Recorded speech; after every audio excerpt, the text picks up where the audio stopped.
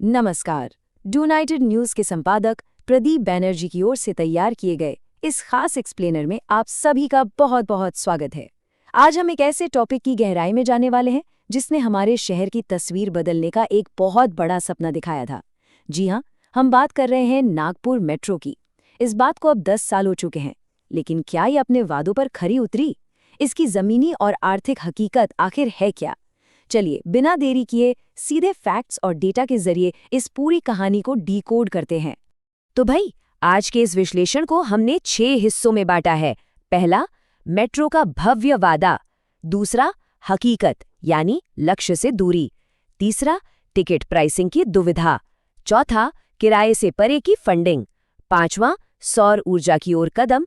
और छठा, आगे की राह। तो आइए सबसे पहले बात करते हैं भाग 1 की, मेट्रो का वो भव्य वादा। अगर हम 2013 की डिटेल प्रोजेक्ट रिपोर्ट यानी डीपीआर के पन्ने पलटें तो एक बहुत ही बड़ा भारी भरकम आंकड़ा हमारी नजरों के सामने आता है।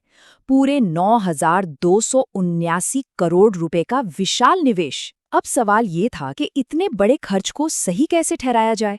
तो इसके पीछे एक बहुत ही खूबसूरत सपना दिखाया गया कि शहर को एक एकदम फास्ट, साफ सुथरा और बिना प्रदूषण वाला ट्रांजिट सिस्टम मिलेगा।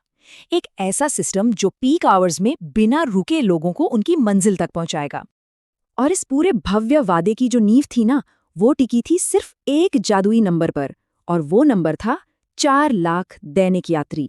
जी हाँ, डीपीआर में ये साफ तौर पर अनुमान लगाया गया था कि 2026 आते आते हर दिन 4 लाख लोग इस मेट्रो में सफर करेंगे।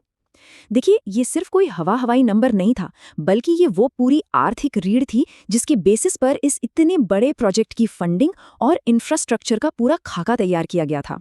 लेकिन अब आते हैं भाग 2 पर, हकीकत, लक्ष्य से दूरी। अब जरा इन नंबरों को देखिए। प्लानिंग और असली हकीकत के बीच कितना बड़ा फासला है, ये बिल्कुल साफ समझ आ रहा है। जहां हर दिन 4 लाख यात्रियों का शानदार अनुमान था, वहीं आज हकीकत ये है कि ये आंकड़ा सिर्फ 1 लाख के आसपास आकर सिमट गया है। मतलब पूर्वानुमान में सीधा सीधा 300% की भारी चूक। अगर आसान भाषा में कहें तो आज ये पूरा सिस्टम अपनी सोची गई क्षमता के केवल 1/4 हिस्से पर ही काम कर पा रहा है। तो अब सवाल उठता है कि भाई, आखिर लोग इस शानदार नई सुविधा का इस्तेमाल क्यों नहीं कर रहे हैं? इसका एक बहुत ही सीधा जवाब हमें एक वरिष्ठ मेट्रो अधिकारी के इस बयान में मिलता है।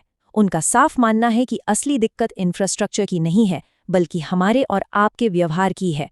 लोगों को अपने निजी वाहनों यानी अपनी खुद की गाड़ी या बाइक की इतनी गहरी आदत पड़ चुकी है कि वो सफ़र के इस नए तरीके को अपनाने में अभी भी काफ़ी हिचकिचा रहे हैं। खैर, ये तो हुई अधिकारियों की बात, लेकिन अगर हम आम नागरिकों के नजरिए से सोचें तो जमीनी स्तर पर कई बड़ी कमियां साफ दिखाई देती हैं। जरा सोचिए, पूरी मेट्रो लाइन पर 3,200 से भी कम पार्किंग स्लॉट्स हैं। मतलब ये सिर्फ 4% यात्रियों के ही काम आ सकते हैं। बाकी लोग अपनी गाड़ियां कहाँ खड़ी करेंगे? ऊपर से एयरपोर्ट जैसी सबसे जरूरी जगह के लिए कोई प्रॉपर फीडर सर्विस ही नहीं है। और तो और स्टेशन से घर तक जाने के लिए ई रिक्शा वाले इतना ज्यादा किराया मांगते हैं कि इंसान सोचता है यार, इससे अच्छा तो अपनी गाड़ी से ही चले जाएं। और यहीं से जुड़ता है हमारा भाग 3, टिकट प्राइसिंग की दुविधा। अब ये देखना बड़ा दिलचस्प है कि लोग किराए में थोड़े से भी बदलाव को लेकर कितने ज्यादा सेंसिटिव हैं। डेटा बताता है कि जैसे ही मेट्रो का किराया बढ़ाया गया, जुलाई 2023 में राइडरशिप एकदम धड़ाम से गिरकर सिर्फ 65,000 रह गई। लेकिन कहानी में ट्विस्ट तब आया जब मैनेजमेंट ने किराए में 33% की कटौती कर दी। और क्या हुआ? यात्रियों की संख्या तुरंत बाउंस बैक कर गई और सीधे 91,000 के पार पहुंच गई। पर ठहरिए, किराए में इस कटौती ने एक बहुत ही खतरनाक आर्थिक उलझन पैदा कर दी है। ध्यान से समझिएगा।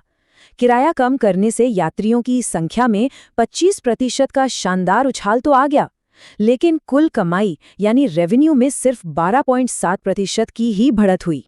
इसका सीधा सा मतलब ये है कि ज्यादा यात्रियों का आना इस बात की कोई गारंटी नहीं है कि कमाई भी उसी अनुपात में बढ़ेगी। और इसी वजह से मेट्रो का ऑपरेशनल घाटा लगातार चौड़ा होता जा रहा है। तो ऐसे में सवाल उठता है जिसका जवाब हम भाग 4 में तलाशेंगे, किराए से परे की फंडिंग। अब सोचने वाली बात यह है कि अगर सिर्फ टिकट बेचने से खर्चे पूरे नहीं हो रहे हैं तो इतना बड़ा सिस्टम आखिर चल कैसे रहा है? दरअसल इसे चलाने के लिए कुछ बैकअप प्लान यानी वैकल्पिक वित्तीय तंत्र बनाए गए हैं, जैसे कि commercial leasing, transit oriented development यानी टीओडी प्रीमियम, और सबसे अहम, हम और आप जब कोई प्रॉपर्टी खरीदते या बेचते हैं तो उस पर जो 1% एक्स्ट्रा स्टैम्प ड्यूटी सरचार्ज देते हैं ना, वो पैसा भी इस मेट्रो को सपोर्ट करने के लिए जाता है। अगर आपको इन बैकअप प्लान्स का जीता जागता उदाहरण देखना है तो 0 माइल और कस्तूरचंद पार्क स्टेशनों पर बन रहे कमर्शियल हब्स को देख लीजिए। यहाँ नागपुर मेट्रो एक स्पेशल प्लानिंग अथॉरिटी की तरह काम कर रही है। मकसद बिल्कुल साफ है, स्टेशन की खाली जगहों का इस्तेमाल करके दुकानों और कमर्शियल एक्टिविटीज के जरिए एक्स्ट्रा कमाई करना, ताकि टिकटों से होने वाले घाटे की कुछ तो भरपाई की जा सके। लेकिन यहाँ भी उम्मीदों पर पानी फिरता नजर आ रहा है। CAG यानी नियंत्रक एवं महालेखा परीक्षक की एक रिपोर्ट ने सच में चौंकाने वाली हकीकत सामने रख दी है। अनुमान ये था कि इन रियल एस्टेट और कमर्शियल जगहों से करीब 1666 करोड़ रुपए की कमाई होगी, लेकिन असली आंकड़ा क्या निकला? सिर्फ 67.86 करोड़ रुपए। जी हां, आपने सही सुना, ये परफॉर्मेंस तय किए गए लक्ष्यों से बहुत बहुत ज्यादा नीचे है। चलिए अब थोड़ा सकारात्मक पहलू देखते हैं भाग 5 में, सौर ऊर्जा की ओर कदम। इन तमाम आर्थिक चुनौतियों के बीच मेट्रो के पास एक बेहद शानदार और पर्यावरण के अनुकूल मास्टर प्लान भी है। उनका लक्ष्य है कि पूरे नेटवर्क को चलाने के लिए जितनी बिजली चाहिए, उसका 2/3 हिस्सा यानी करीब 66% स्टेशनों की छतों पर लगे सोलर पैनल से ही पूरा कर लिया जाए। ये कदम न सिर्फ हमारे पर्यावरण के लिए बेहतरीन है, बल्कि लंबे समय में प्रोजेक्ट को टिकाऊ बनाने के लिए भी बहुत जरूरी है। और इस पहल से होने वाला फायदा कोई छोटा मोटा नहीं है। इससे हर महीने पूरे 45 लाख रुपए की सीधी बचत करने का टारगेट है। खर्चे कम करने की दिशा में ये सच में एक गेम चेंजर साबित हो सकता है। लेकिन फिर एक विडंबना देखिए, राज्य बिजली बोर्ड से जरूरी मंजूरियां अभी तक नहीं मिल पाई हैं, जिसकी वजह से लागत कम करने का ये इतना अहम कदम फिलहाल अटका हुआ ही पड़ा है। इन सब बातों को ध्यान में रखते हुए अब हम आते हैं अपने आखिरी हिस्से यानी भाग 6 पर, आगे की राह। आज हमने जितने भी फैक्ट्स और हकीकतें देखी, वो हम सबको एक बहुत ही गंभीर सवाल पर लाके खड़ा कर देती हैं। जरा सोचिए, अगर कल को सरकार की तरफ से मिलने वाली वो मोटी सब्सिडी कम हो गई, तो यात्रियों की कमी से होने वाले इस भारी घाटे का बोझ कौन उठाएगा? सच्चाई तो यही है कि अगर ये पूरा सिस्टम जल्दी ही आत्मनिर्भर नहीं बना, तो घुमा फिराकर इस भारी भरकम कर्ज का बिल हम और आप जैसे आम नागरिकों को ही टैक्स के रूप में चुकाना पड़ेगा। दोस्तों, ये विस्तृत शोध विश्लेषण खास डोनेटेड न्यूज के संपादक प्रदीप बैनर्जी जी की ओर से आपके लिए तैयार किया गया था। इस एक्सप्लेनर के अंत में हम आप सभी दर्शकों से रिक्वेस्ट करते हैं कि अपने शहर के लोकल अपडेट्स, अहम सार्वजनिक मुद्दों, इतिहास, संस्कृति और हमारी आपकी नागरिक चिंताओं से जुड़ी ऐसी ही अवेयरनेस वाली कहानियों के लिए डोनेटेड न्यूज के साथ जुड़े रहें।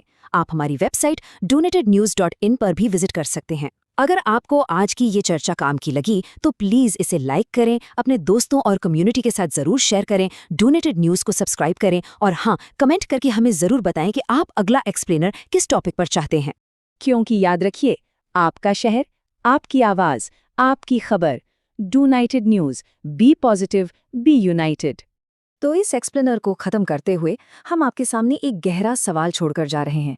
जब बड़े बड़े शहरी ट्रांजिट के भव्य वादे जमीन की कड़वी आर्थिक हकीकतों से टकराते हैं, तो क्या हमारा शहर वाकई भविष्य की ओर एक मजबूत पुल बना रहा होता है, या फिर हम सिर्फ एक ऐसी योजना का महंगा स्मारक खड़े कर रहे हैं जो शायद ज़रूरत से ज़्यादा ही आशावादी थी?